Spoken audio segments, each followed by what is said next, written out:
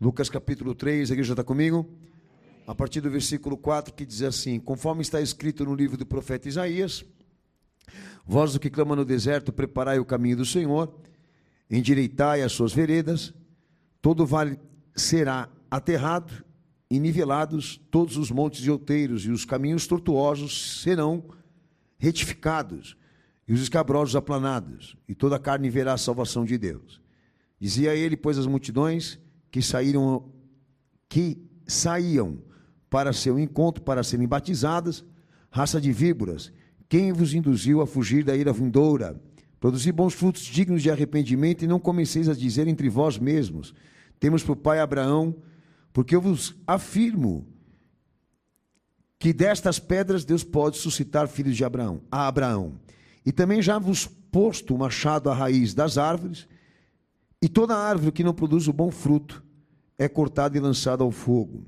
Então as multidões o interrogavam, dizendo: que havemos, pois, de fazer? Amém? Todos sabem que João Batista é o último dos profetas, segundo o nosso Senhor. E ali na visão messiânica do Cristo, ele é um precursor, né? E como mesmo pela palavra dele, pela própria boca dele, disse que ele é amigo do noivo, né? E aqui nesse texto está com exatidão a profundidade da importância desse homem no que diz respeito aos preparativos, né? De receber o Messias, de receber o Cristo no leito, na realidade histórica humana daquela época. E esse cenário, né, é um preparativo para a encarnação e o entendimento do papel desse homem, do ministério dele, de ser adiantado à face do Senhor, é porque aquilo que ele ia comunicar aos homens, que ele ia anunciar aos homens, dizia a respeito dessa condição, dessa posição de ir até Cristo.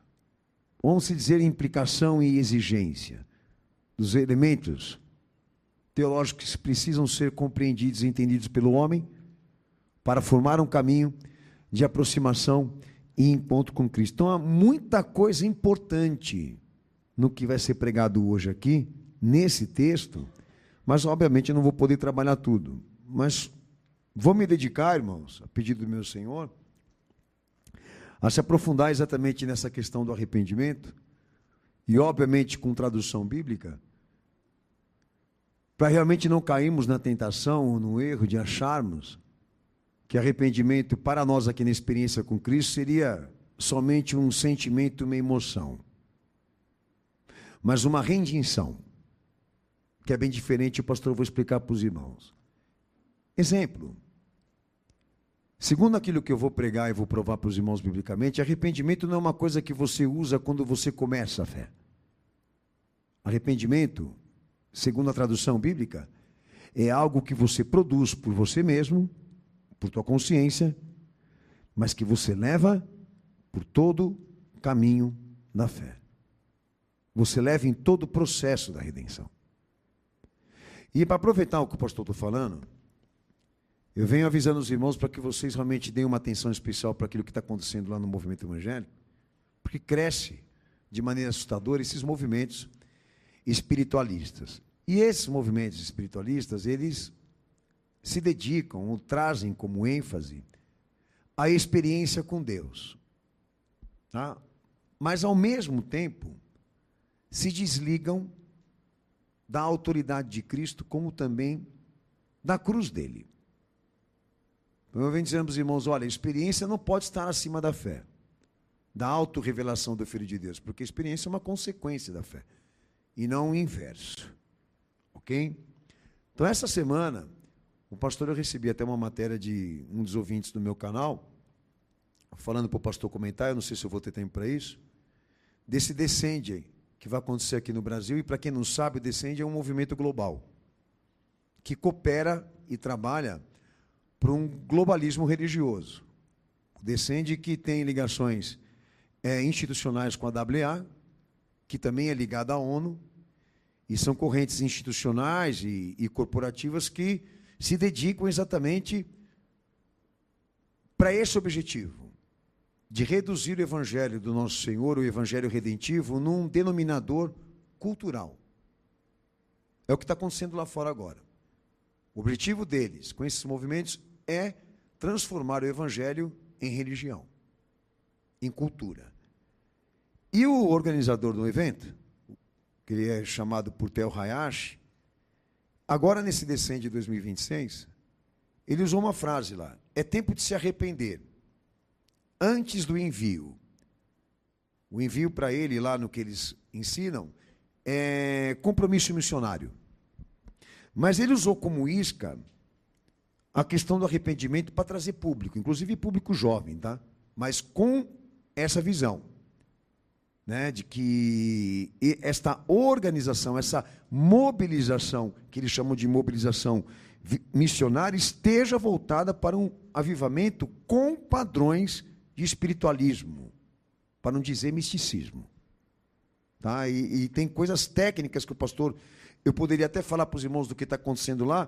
Um exemplo, além da espiritualidade coletiva, né, não importando a autoridade de Cristo, eles também trabalham muito aquela questão da teologia funcional, de usar a ativação de linguagem para atrair público jovem, de motivações de autoajuda, inclusive ecumenismo global, que é um compromisso que esses caras realmente, nesses trabalhos, desenvolvem e aplicam muito, e é escancarado. É escancarado. Então ele está trazendo o termo do arrependimento para uma convocação política, ao mesmo tempo religiosa, agendada. E com essas tarefas e com esses objetivos. A logística, né? De trabalhar a possibilidade de que o evangelho seja uma filosofia de vida. De que a missão da igreja com o homem, ela tenha fins e objetivos não só desta psicologia religiosa, como também fins e objetivos terápicos, de terapia. Porque arrependimento ali, para ele, é um pré-requisito emocional, de sentimento. E o pastor, eu vou explicar um pouco depois, lá para frente, sobre isso. Agora, arrependimento para nós, segundo a Escritura, não é uma terapia. Não é uma emoção, não é um sentimento sentido. É uma rendição. É uma sujeição. Então, arrependimento nas Escrituras, até a gente passa isso em seminário, arrependimento ele está entre aqueles 5 passos determinantes da fé redentiva do Cristo, que é arrependimento, regeneração, remissão, santificação e glorificação. São 5 passos determinantes a partir de Cristo e da aceitação dele. E o arrependimento entra como requisito inicial, a partir da fé, como uma consequência da fé, tá? E nos textos que o pastor eu vou abrir aqui, arrependimento não é só um sentimento ou reconhecimento de culpa, de pesar, tá? Mas também desejo de mudança radical. Um outro ponto que aparece nos textos que o pastor eu vou também ler com os irmãos, além de haver no arrependimento um desejo de mudança radical com Cristo, também existe a morte do eu e da submissão à autoridade de Cristo. E morte do eu no requisito da fé é a aniquilação e a morte do pecado. O senhor está querendo dizer o quê? Que o pecado ali no Evangelho de Cristo é o eu? É muito mais do que moralidade.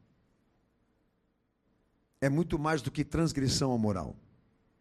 O pecado ali é uma exaltação do eu. Eu não preciso dele, porque eu tenho suficiência, é isso. O pecado ali é não crer nele, antes de tudo. Então, o arrependimento ele está extremamente ligado a esses fatores. Quer dizer, eu não posso trabalhar isso uma parte, tem que ser o quê? Quando eu digo, estou arrependido, estou vivendo esse arrependimento, eu não posso traduzir isso como um momento, lá dentro da minha experiência com Cristo, mas como um estado e uma posição permanente de sujeição e submissão a Ele, ao mesmo tempo anulação do eu. Porque não será mais por você essa vida, agora vai ser por Ele. Tá? Então eles estão trabalhando uma possibilidade de tornar o arrependimento uma predeterminação emocional, que em termos técnicos é o empoderamento espiritual do eu, de tornar você capaz de realizar e fazer coisas, de atingir objetivos e propósitos. Já na Escritura, o arrependimento é uma raiz que te prende com Cristo e com a consciência do que Ele fez por você. Além da culpa, além do desejo da mudança, o da sujeição e submissão a Ele. Eu quero começar a ler texto com os irmãos aqui, talvez você esteja até se indagando. Bom, pastor, arrependimento para mim nunca foi uma terapia. Sempre na minha conversão eu entendi que o arrependimento realmente fosse uma rendição a Cristo. Mas você está em sujeição? Se você não está em sujeição, não existe arrependimento. Se a raiz não está aí, como João Batista mesmo dizia, né? Para produzir o fruto do arrependimento ao ponto de ele se tornar uma raiz. Porque o machado se direciona exatamente para o âmbito da realidade daquilo que somos, daquilo que pensamos, daquilo que fazemos. E ali a raiz significa o quê? A aceitação com Cristo atingiu o nível suficiente para que Ele reine e governe a nossa realidade aqui e agora. E essa raiz não se desloca, ela se mantém. Porque é o que prende o homem com Ele. É a necessidade de tê-lo exatamente por causa da razão, da insuficiência e da miséria do homem.